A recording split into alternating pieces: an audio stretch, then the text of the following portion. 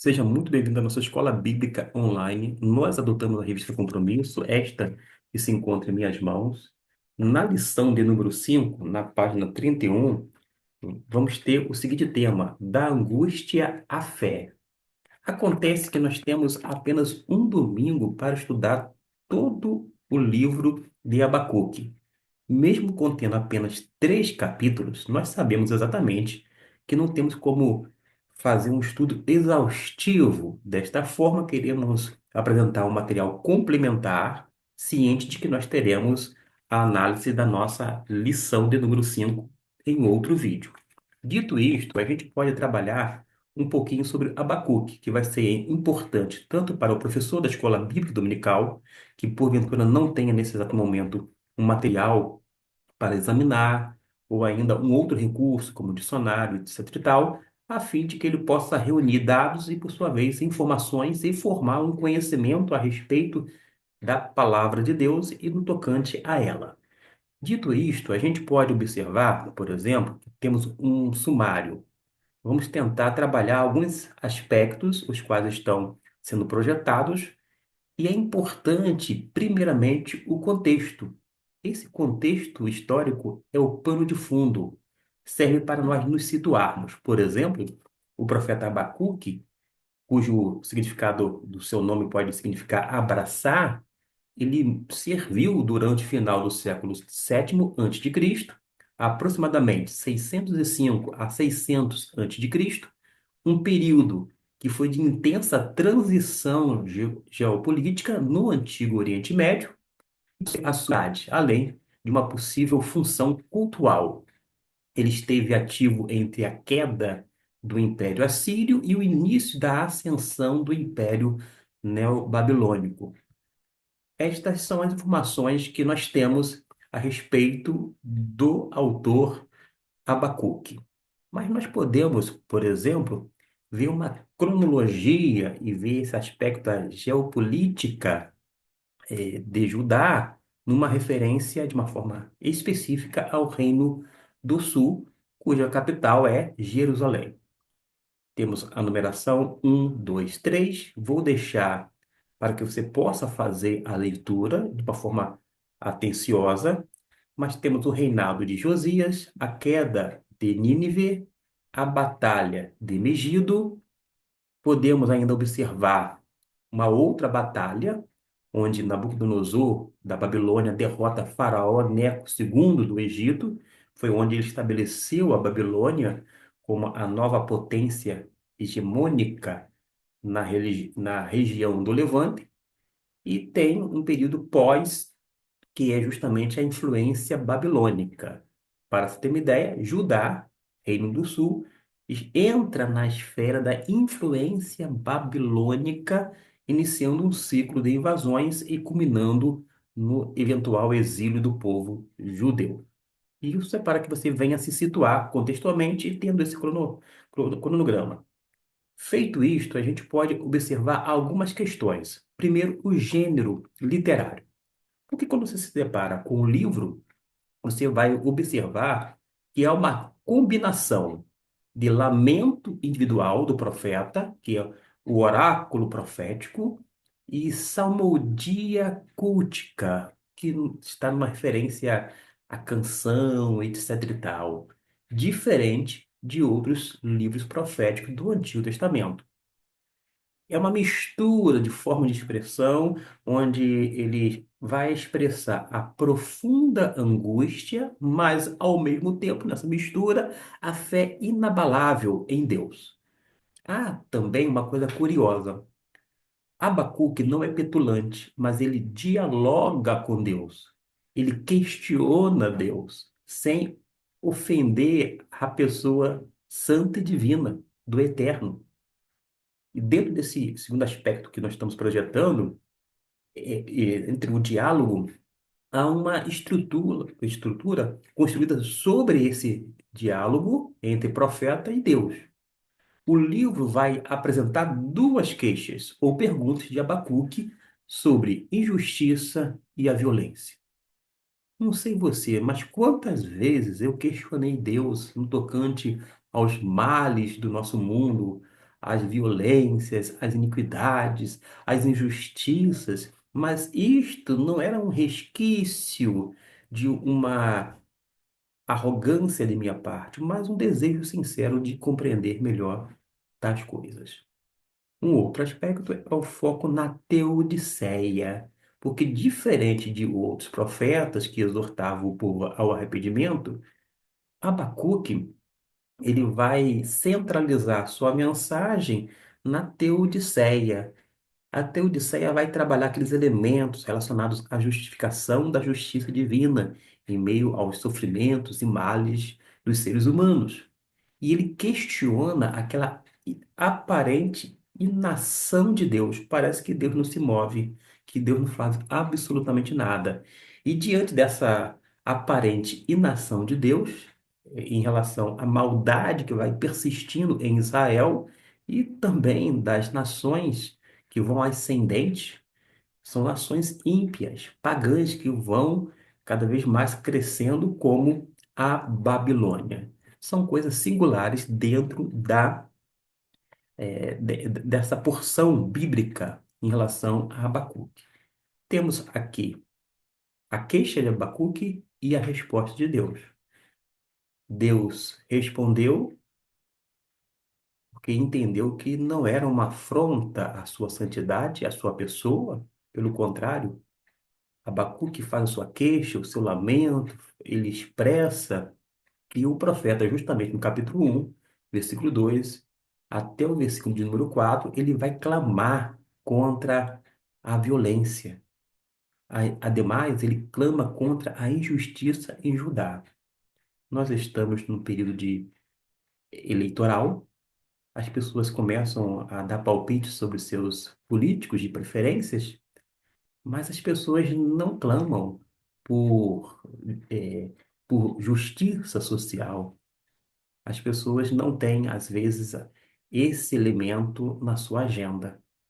Agora, observe que quando você vai para o Antigo Testamento, Deus está sempre atento a essas questões sociais, a exploração dos pobres, a violência contra os mais vulneráveis.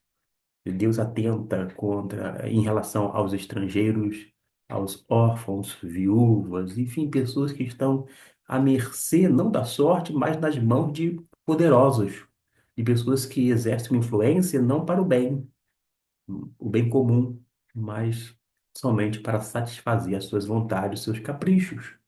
E não é à toa que o profeta Abacuque, ele questiona essa aparente inação divina perante a torção da Torá. A Torá é uma instrução, diz uma coisa, e há uma corrupção generalizada. E então é algo que vai angustiando o profeta, e este é um conflito ético fundamental dele que revela a sua angústia.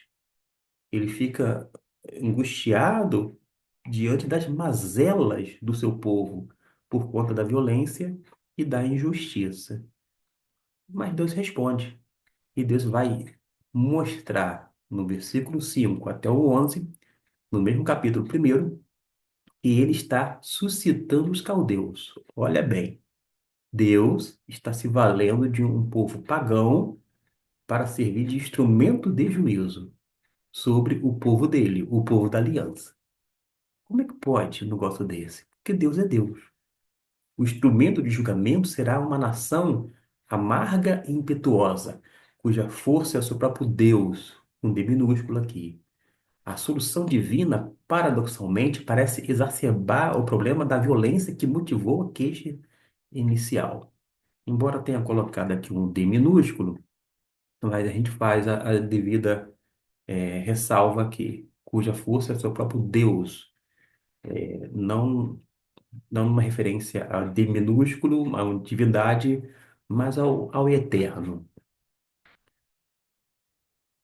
Vejamos agora o dilema da santidade, pureza divina e mal. Porque quando a gente observa esse primeiro item, vamos observar que Abacuque ele vai questionar como que o Deus puro,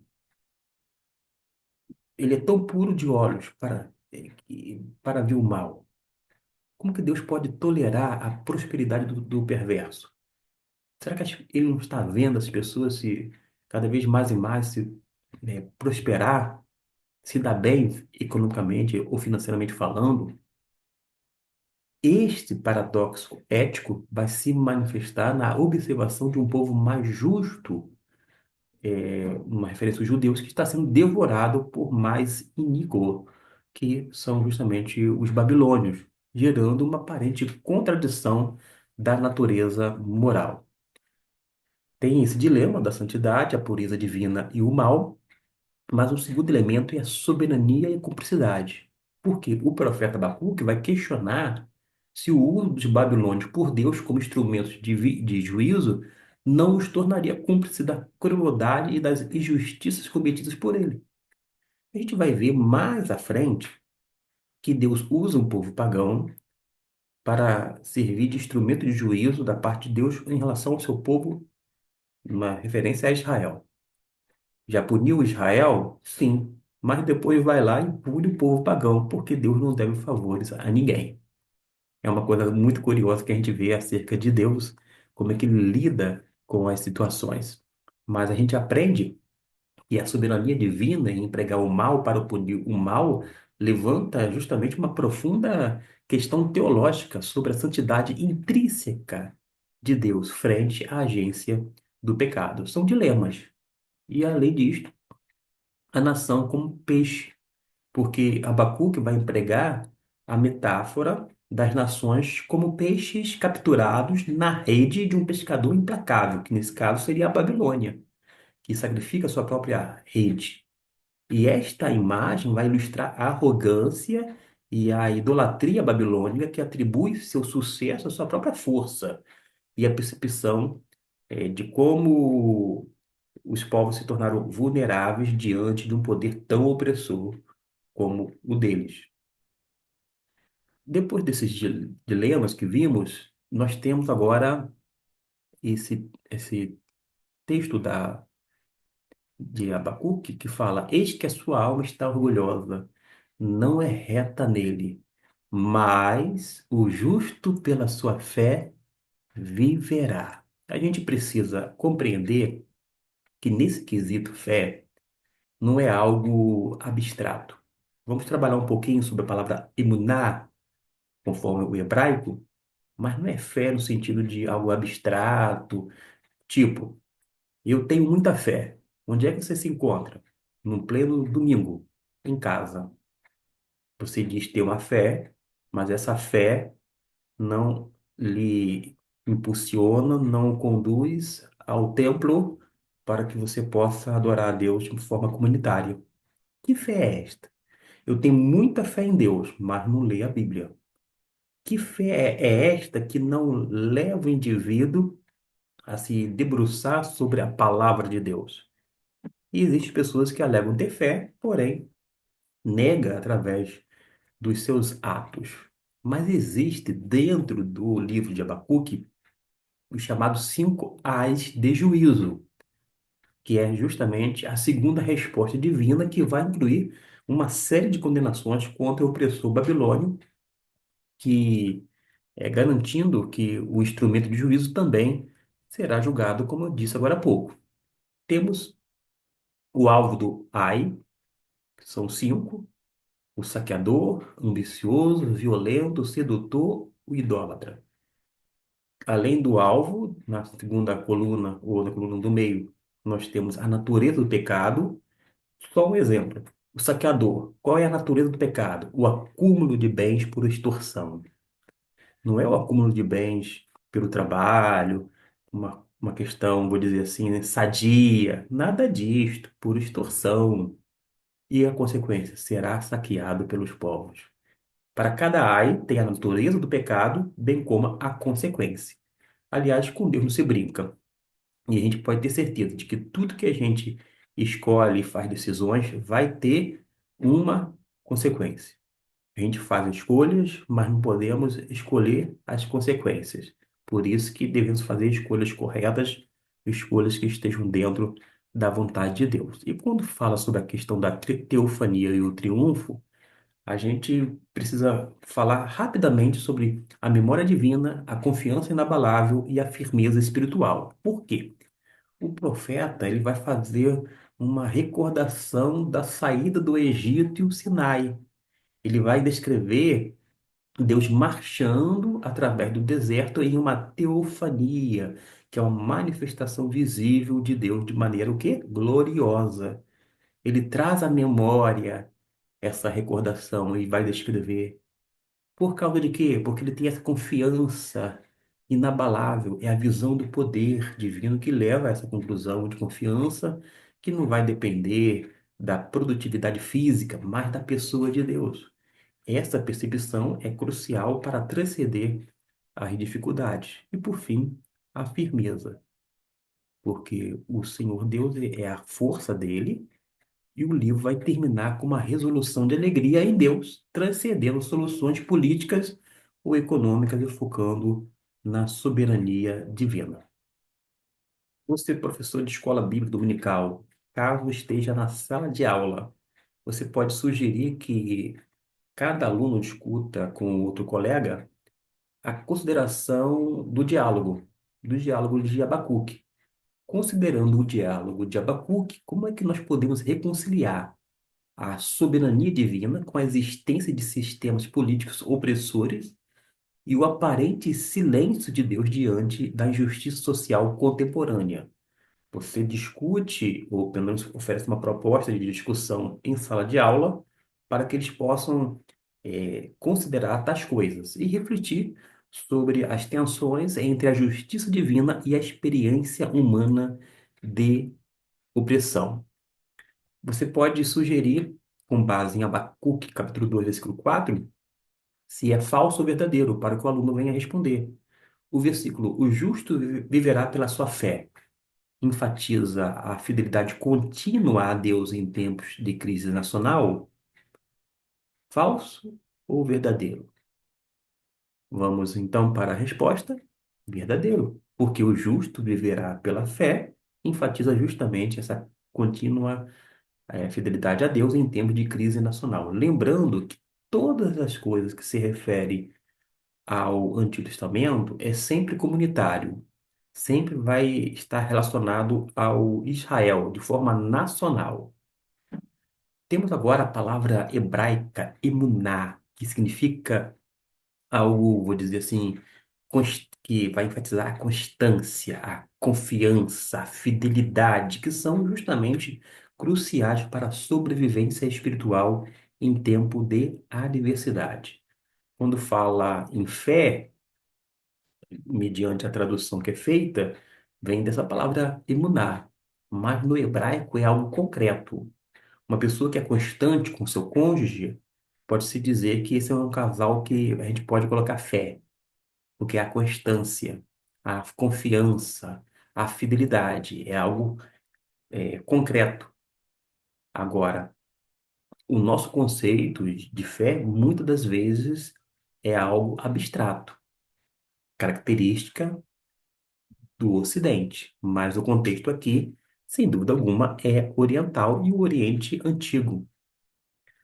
Uma pergunta: falso ou verdadeiro? A estrutura do livro é única, pois foca em um diálogo entre o profeta e Deus, em vez de sermões dirigidos ao povo? Qual é a resposta? Seria algo falso ou verdadeiro? A resposta está aqui: é verdadeiro, porque a estrutura do livro de Abacuque foca em um diálogo entre o profeta e Deus, em vez de sermões dirigidos ao povo. E uma explicação que vai lhe ajudar: é um livro de queixas, sim, e ao mesmo tempo de respostas teológicas, o que o distingue de muitos outros livros proféticos com sermões diretos ao povo. É algo, como já foi dito aqui, singular. Uma outra pergunta é esta aqui: o livro é datado do período do exílio babilônico após a destruição definitiva de Jerusalém em 586 a.C.? Falso ou verdadeiro? Falso, porque o livro, datado do período do exílio babilônico, após a destruição definitiva de Jerusalém em 586, é falso, porque o livro é pré-exílico, vem antes do exílio, não é depois do exílio babilônico.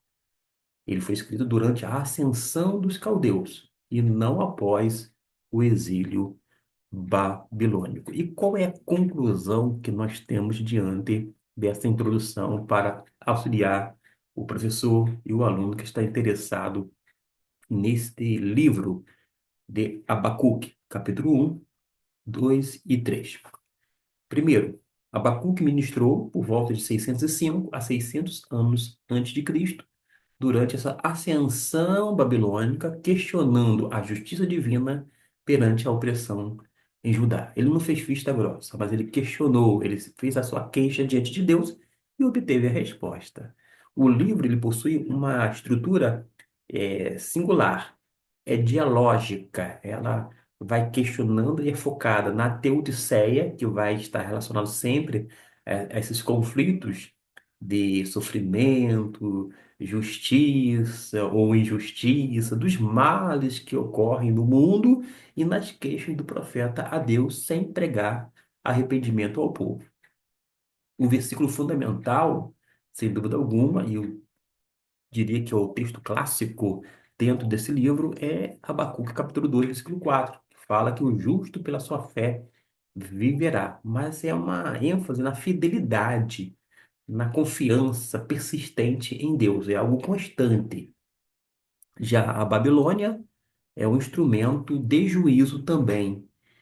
Será julgada, culminando numa teofania, ou seja, aquela aparição de uma forma visível e resolução de alegria em Deus. É isto que nós aprendemos nesta introdução ao profeta Abacuque.